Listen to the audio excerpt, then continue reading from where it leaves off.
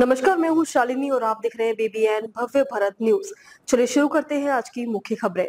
रूस ने यूक्रेन पर किया भीषण हमला, दागे 100 से अधिक ड्रोन और 150 बम। अब अमेरिका जेलेंस्की को देगा हथियार। रूसी सेना ने मंगलवार को यूक्रेन के जपोरिजिया शहर पर बड़े हमले किए। रूसी सैनिकों ने 100 से अधिक ड्रोन और लगभग 150 ग्लाइड बम दागे। जेलेंस्की ने टेलीग्राम पर कहा, पिछले 2 हफ्तों में रूस ने 3500 से अधिक ड्रोन, 2500 से अधिक शक्तिशाली ग्लाइड बम और लगभग 200 मिसाइलें यूक्रेन के अंदर दागी हैं। जेलेंस्की ने यूरोपीय एयर डिफेंस सिस्टम की जरूरत जताई। रूसी सेना ने मंगलवार को यूक्रेन के जपोरिजिया शहर पर बड़े हमले किए। रूसी सैनिकों ने 100 से अधिक ड्रोन और लगभग 150 ग्लाइड बम दागे। राष्ट्रपति वोलोदिमीर जेलेंस्की ने दावा किया है कि अन्य यूक्रेनी शहरों पर भी हमले हुए हैं। उन्होंने यूरोपीय नेताओं से यूरोप को सुरक्षित बनाने के लिए एयर डिफेंस सिस्टम की जरूरत जताई है।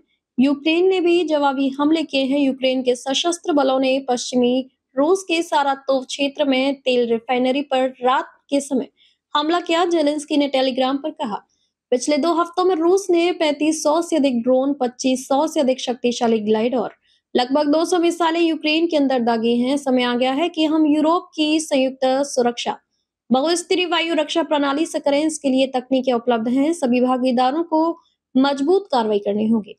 गौरतलब है कि रूसी ग्लाइड बम को लड़ाकू विमानों से ऊंचाई से गिराया जाता है। ग्लाइड बम के खिलाफ यूक्रेन के पास कोई प्रभावी उपाय नहीं है। जेलेंस्की ने लिखा, जब तक रूस को समुच भारी नुकसान नहीं होगा, खासकर आर्थिक नुकसान, तब तक वह सच्ची कूटनीति और युद्ध के अंत से बचता रहेगा। क्षेत्रीय प्रमुख इवान फेडोरोव ने कहा कि रूसी सेना ने मल्टीपल रॉकेट लॉन्चर सिस्टम से 10 हमले किए, जिससे 10 अपार्टमेंट इमारतें और 12 निजी घर क्षतिग्रस्त हो गए।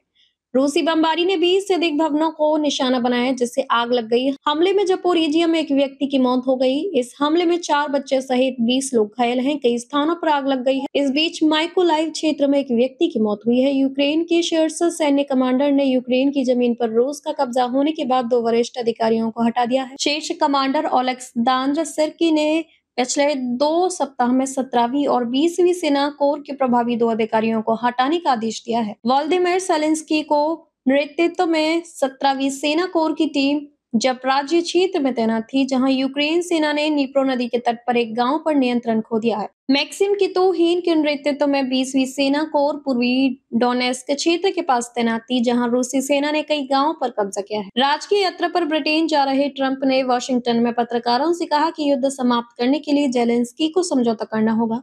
हालांकि उन्होंने ये स्पष्ट नहीं किया कि उनका आशय क्या था।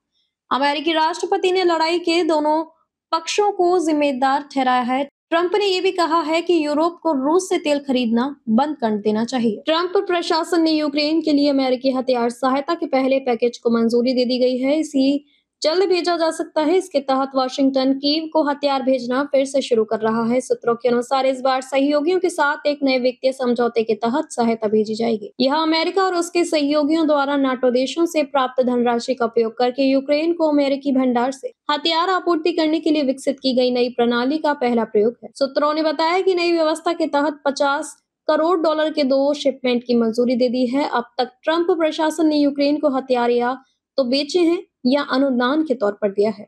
तो अभी तक के लिए इतना ही। मैं शालिनी आपसे विदा लेती हूँ। अगली खबर में फिर मुलाकात होगी एक और खास खबर के साथ। तब तक के लिए बने रहिए बीबीएन भव्य भारत न्यूज के साथ। नमस्कार।